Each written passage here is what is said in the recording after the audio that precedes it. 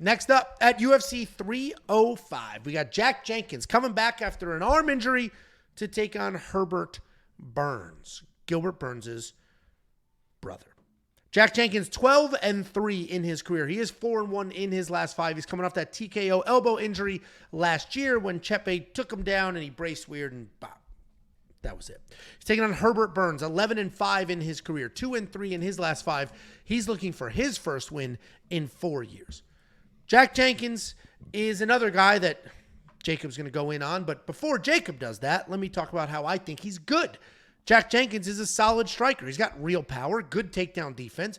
He'll pressure forward. He'll back you up against the cage. He'll look for some control, and then he'll actually work in his own takedowns. People love to talk about the leg kicks, and he's breaking this guy's leg. He broke that guy's leg. His leg kicks are insane, and that's all true.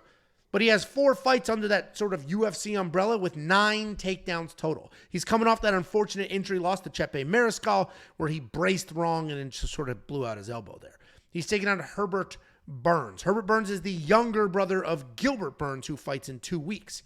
And much like Alex Reyes, who we just broke down, he's kind of an embarrassment to the family name. Herbert is not nearly as good as Gilbert.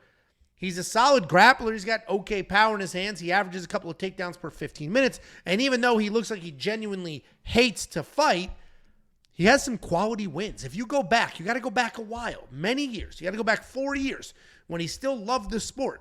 He's got some quality wins. Evan Dunham at the time was pretty good. Derek Minner at the time was pretty good. The problem is Herbert Burns is absolutely 100% submission or bust. And if things get tough, he'll bail out. He's done. I quit. I don't want any part of this. And that's why I think Jack Jenkins wins. I think Jack Jenkins lights up his legs, avoids the takedowns, and Herbert's in a striking match he doesn't want to be in. He'll eventually give up, and Jack Jenkins will win this fight. The odds shot off. I mean, Jack Jenkins was minus 500 2 days ago. Now he's minus 800. So those odds absolutely took off, and I think people are looking at this card looking for value, and people are just looking at the opponent, which we tried to do that last week with Kazama. But I do think more often than not, you factor in the quality of the fighter, you factor in their opponent, you're good to go. I think Jack Jenkins wins this fight. Jacob, why don't you tell everybody why you think I'm wrong? I think Jack Jenkins wins this fight as well, so I don't know what Angelo's talking about, but I think there needs to be...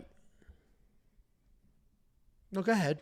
All the hate that you were sending to me in text messages, I would like to hear that verbalized out loud right now about how good Herbert Burns is. I just sat here and just listened to you. I didn't interrupt. I didn't object. I didn't. Well, you've been trolling me in text messages for 2 days over my Jack Jenkins pick, so I would just love that energy. I was about to explain that, and then you. Great. They're doing whatever.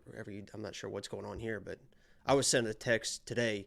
Hey, Jacob, no interruptions. Let's keep it professional. I didn't send you that text. Well, okay. Let's keep it professional. No interruptions. I don't need you. I need the professional you, is what you told me. And now you're sitting here. I'll give you $1,000 if you show people that text from me. $1,000. My texts are on auto delete like a normal. Oh, person. Mine aren't. I can pull up our whole text chat if you'd like. Should I do that? Or are you just going to do the breakdown?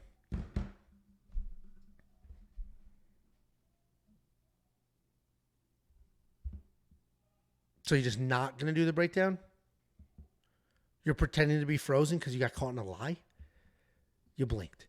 Can you just do your breakdown, please? We can't ride this out. This is a pay-per-view card, like in all seriousness. 600 people watching.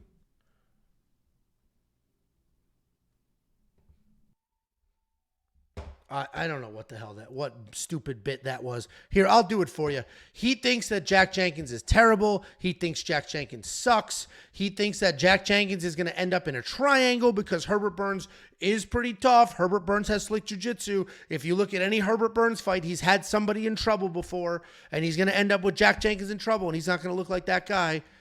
Did I summarize it for excuse you? me. So anyway, I think people need to give Herbert Burns the respect that he deserves as far as like a first round guy. Listen, I understand who Herbert Burns is, right? If he doesn't get that initial sub, that initial whatever, he's going to struggle, and Jack Jenkins should win this fight. But Jack Jenkins is a guy that can get taken down. When he gets taken down, has shown no sense of urgency in fights before. And if you watch Herbert Burns, He's got some decent takedowns. Last fight was a fucking atrocious. He couldn't get the takedowns. It looked like he didn't know how to take people down and then quit in that fight. He's never getting finished in the first, even though he's got, I think, 7 first-round finishes on his own. Usually gets a second, but he is what he is. But he usually has some decent takedowns. Jack Jenkins, I think, can be taken down by Herbert Burns. And Herbert Burns also has shown that if he gets on top of you, you're going to be in fucking trouble. Even in that Bill Algeo fight, he had him in some real trouble. He was on Pineda a little bit, took him down 3 times. If he takes Jack Jenkins down in the first round and you have Jack Jenkins slips at minus 500, minus 600, you better be fucking worried because this guy can submit fucking anybody in the entire world. So I think that Herbert Burns is live for a first round submission. If you're going to play him, that's all I would play him. I fucking played it. $50 to win $750. Not a premium play, just something I threw out there because I respect who Herbert Burns could be. But Jack Jenkins, he should win this fight because I can't trust Herbert Burns to anything more than just a flyer bet. So Jack Jenkins is a pick, but Jack Jenkins is not as good as people think he is. I mean, he's got leg kicks, and that's about it. Cheppy exposed him. He got exposed a little bit in that other fight where he was just fucking laying there. He's just not that good. Chepe exposed him. Chepe has looked better and better and better. Like, Chepe has looked unbelievable. Exposed him. He took him down. He braced weird. Exposed him. He fucking was beating the shit. He was breaking him, systematically breaking him. Like he breaks people, and then he... Okay, Chepe has beaten the fuck out of everything they put in front of him. I didn't say anything about Chepe. I said Chepe exposed him. He got exposed.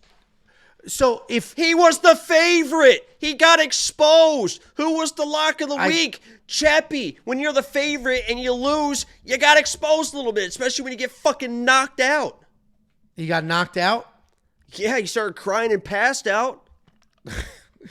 I disagree.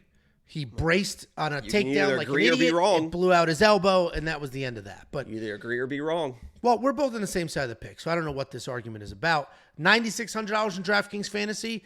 It's a $200 discount on our boy from the last fight, and both of these probably end up being the same. This is what Jacob said a couple of breakdowns ago, where he said Kenan Song might end up being the best value on this card.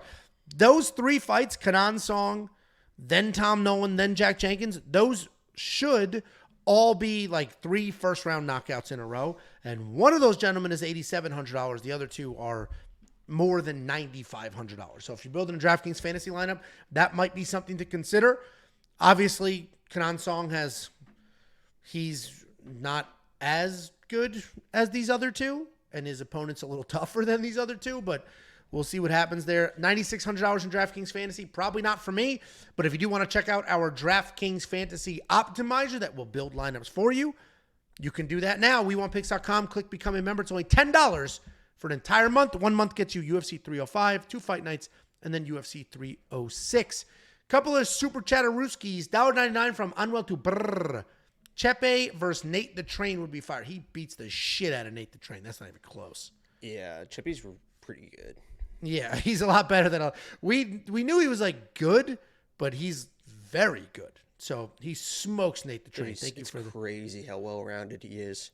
And it's crazy, and I was talking about on stream too while I was watching the fight. He is one of the rare people that has high-level judo that fucking actually uses the judo. How many people do we know like have judo? Obviously, there's not as many men as girls. Like a lot of the girls do judo.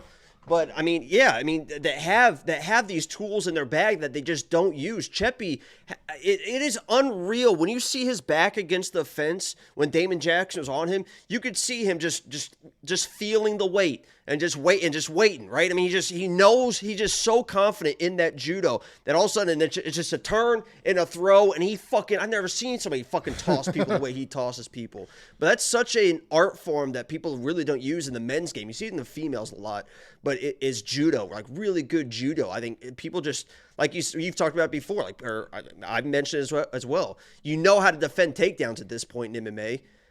Defending judo is a lot different. You only know how to defend judo if you do judo. Like if you've wrestled, then defending takedown's fine. If you wrestled, then even defending judo could be okay, depending on how you wrestled. If you did any Greco I'm a stuff. judoka. If you're just an MMA fighter and you've never done actual judo and you're just training takedown defense and cage defense, you'll get tossed. $1.99 just a real quick one too. Speaking of judo, Angelo had to use judo to defend my takedown, which I thought was a little bit. I thought that was a little bush league. That is bush league. Here, I'm gonna take care of this idiot dog that I told Tiffany to lock up before she went out. Address this super chat. You gonna get a soundboard for the live streams? Okay, guys. Yeah, let me just sit here and entertain you guys while he leaves the graphic up so you can't even fucking see me. This is the kind of literally before the stream starts, Angelo, hey, this is a pay-per-view. He literally tells me this every pay-per-view. Guy, hey, Jacob, this is a I got a voicemail. I should play the voicemail. Hey, Jacob, it's Angelo. Just want to give you a quick reminder.